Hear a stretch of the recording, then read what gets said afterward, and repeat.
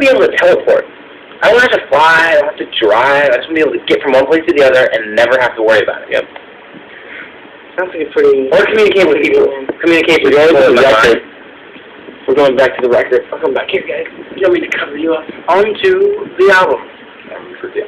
So let's start with Don't Speak. Don't Wait. That's a good one. Did you watch Ponyo? Yeah. Yes, Ponyo. Ponyo. A little Frankie. He's in Ponyo's first major motion picture besides our 3D movie, and he was incredible in it. Just a great job. So on to the record. Let's talk about Don't Speak. I want to talk about this song in particular because this is one where we actually, this is a funny story about the song. We wrote the chorus and the verses last year while we were on tour, like early in the tour though, and the music was a lot different than what you hear on the album now. And basically we kind of sat down with our producer John Fields, who's done the last 3 of our records, and we said we want to do something to make this song pop, make it sound different and cool. And so he kind of gave some suggestions and came up with the way that it sounds now with that really cool beat.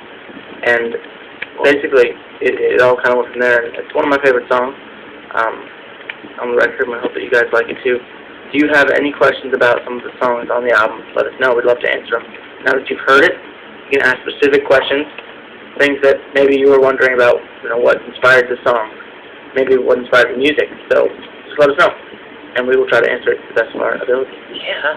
Guys, it's frozen. It says it's frozen at 103,229 viewers. That's awesome. So maybe there's more than that, but that's what it says right now. So that's a lot of people. So they had music questions. Here you go. Do you guys believe in aliens or ghosts? Have you ever played? Oh wow, they're coming in quick. I made the screen bigger. That helps.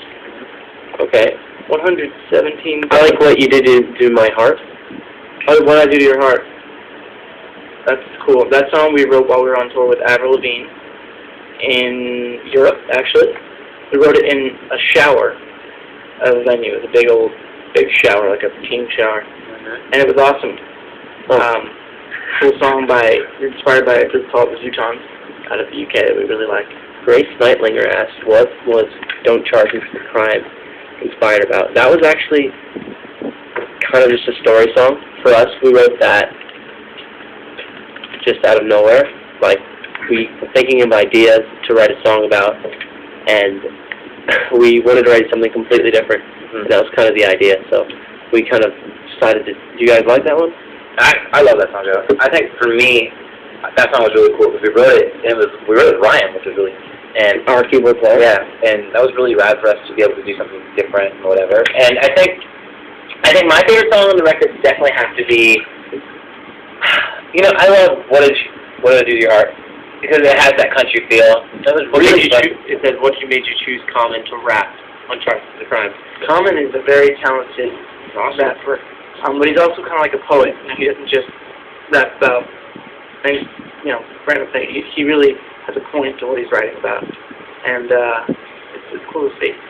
Can you set me up on a date with Garbo? We can do that. Oh man, there was a question that said, Joe, do you want to get married like Kevin? Do I want to get married? Eventually, probably, yes. I don't know who it will be yet.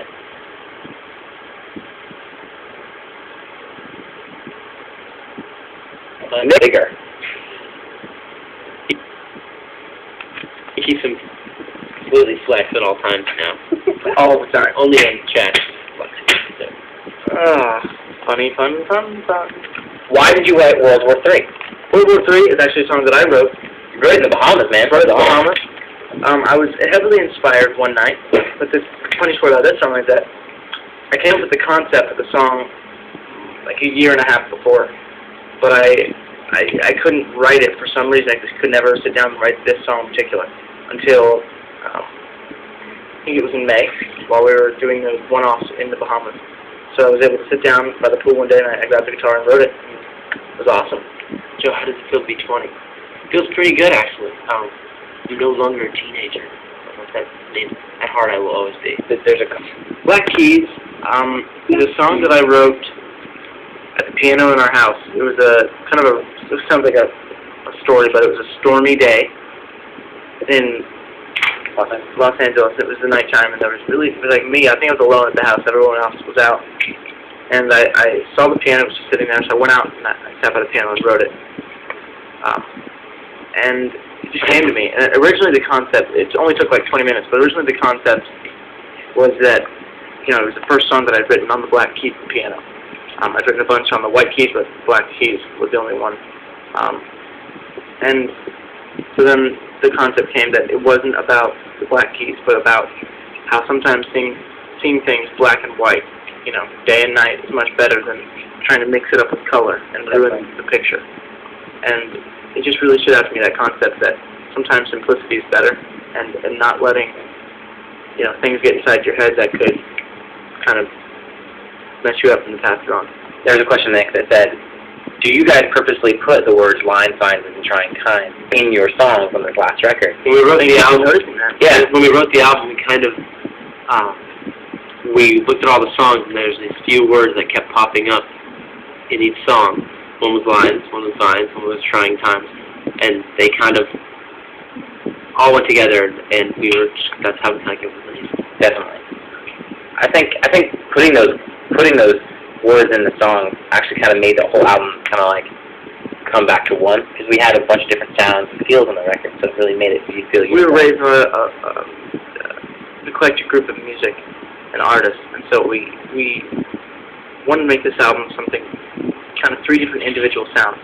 There's a bit of a country flair on some of the songs, kind of a more funk, Minneapolis funk sound, and then, you know, I think the other one was just kind of our straightforward pop rock sound.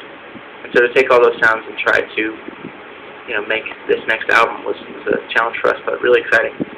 There's a question that said, do you ever make songs that aren't on the album? Oh yeah, tons. We write lots and lots of songs that don't make the album, and sometimes they carry over to other albums. Like, for example, Live to Party was a song we wrote originally for like the original Jonas Brothers record, and then it carried over to the Jonas soundtrack for the TV show.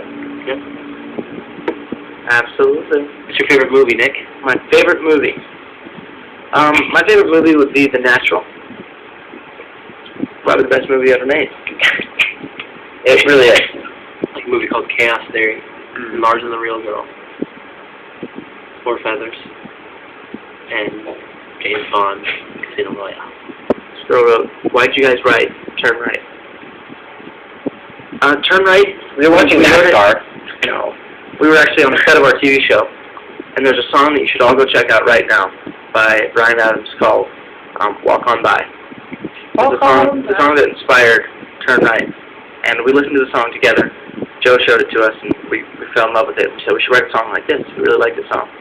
So we grabbed the guitars in the dressing room when we had some downtime from shooting, and basically just wrote the song. And it kind of came to us and was a really cool thing. And played it for Chelsea Stubb, who plays Stella on the show.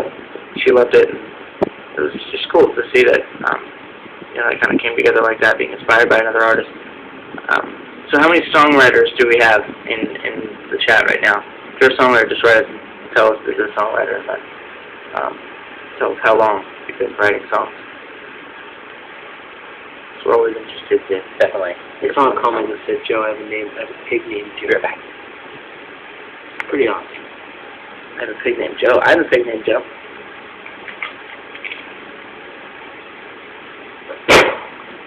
Alright, it's a pig named Joe. I have a pig named Joe.